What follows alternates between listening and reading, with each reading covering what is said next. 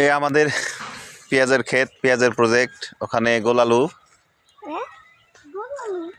তারপরে এখানে আছে গরুর খামারের জন্য ঘাস, এখানে আছে কিছু রসুন,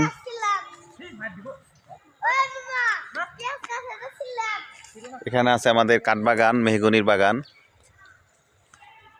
এখানে আছে লাউয়ের বাগান।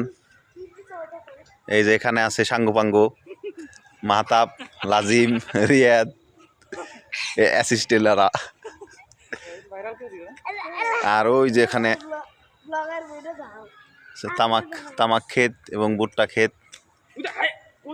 আর ওইখানে রাখা আছে জৈব সার, গোবর রাখা আছে, যেগুলো দিয়ে প্রাকৃতিক ভাবে চাষ করা হয় পেঁয়াজ, আলু, আরো সবজি। মা তুমি কিছু বলবা? কিছু বলো। কিছু বলবো না?